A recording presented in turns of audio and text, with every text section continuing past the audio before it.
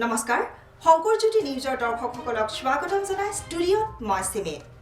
আহিছো এই মুহূৰ্তৰ এটা গুৰুত্বপূৰ্ণ খবৰ লৈ নতুন বছৰৰ আৰম্ভণিতে অসমবাসীৰ বাবে এটা ভাল খবৰ মঙলদৈ লোকসভা সমষ্টিৰ সাংসদ দিলীপ শইকীয়াই দেশৰ ভিতৰতে অসমৰ বাবে কঢ়িয়াই আনিছে সুনাম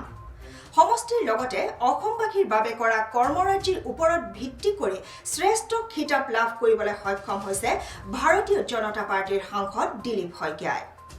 ফ্ৰেম ইণ্ডিয়া মেগাজিন আৰু এছিয়া পোষ্ট এজেন্সিয়ে 542 জন সাংসদৰ কৰ্মৰাজিৰ ওপৰত এক দীঘলীয়া সমীক্ষা চলাই 25 জন শ্ৰেষ্ঠতৰ বাছি উলিয়াইছে আৰু এই 25 জনৰ ভিতৰত নিজৰ নাম সন্নিবিষ্ট কৰি ভাৰতীয় জনতা পাৰ্টিৰ লগতে অসমবাসীক গৌৰৱান্বিত কৰি তুলিলে সাংসদ দিলীপ শইকীয়াই চাওঁহক আমাৰ এই বিশেষ প্ৰতিবেদন ভাৰত হৈছে পৃথিৱীৰ ভিতৰতে ডাঙৰ আৰু শক্তিশালী গণতন্ত্ৰৰ দেশ সেয়ে আমাৰ গণতান্ত্ৰিক মৰ্যাদা মূল্যবোধ লগতে পৰম্পৰাৰো উদাহৰণ দিয়ে সমগ্ৰ বিশ্বই সংসদীয় পৰম্পৰা এই গণতন্ত্ৰৰ প্ৰাণস্বৰূপ আটাইতকৈ মহত্বপূৰ্ণ পদটোৱে হৈছে সাংসদৰ পদ জনতা আৰু দেশৰ উন্নতিৰ হকে উত্থাপিত হোৱা যিকোনো আইন বা বাজেটত সাংসদ এগৰাকীৰ দায়িত্ব কিন্তু অপৰিসীম সংসদখনেই এনেকুৱা এখন ঠাই য'ত দেশৰ ভৱিষ্যত নিৰ্ণয় হয় সেয়ে শক্তিশালী গণতন্ত্ৰৰ বাবে সাংসদ এজনে সক্ৰিয়তা সততা আৰু নিষ্ঠাৰে নিজৰ দায়িত্ব পালন কৰাৰ প্ৰয়োজন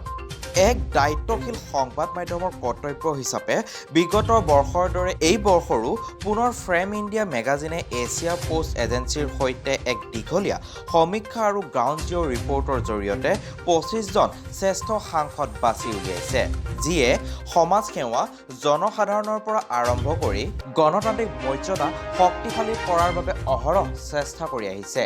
এজন সাংসদৰ জনসাধাৰণৰ সৈতে সম্পৰ্ক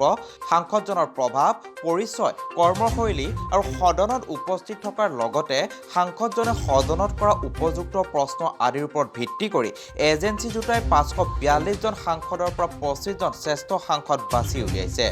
অসমবাসীৰ বাবে এইখিনিতে ভাল খবৰটোৱে হৈছে যে বিভিন্ন ক্ষেত্ৰ অনুযায়ী হোৱা সমীক্ষাত সক্ৰিয় ক্ষেত্ৰৰ পৰা বিবেচিত হৈছে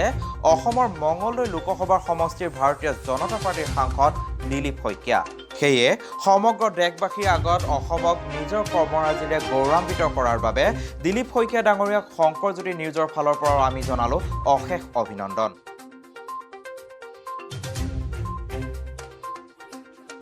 এতিয়া সময় হৈছে বিদায় লোৱাৰ আপোনালোকে চাই থাকিব শংকৰজ্যোতি নিউজ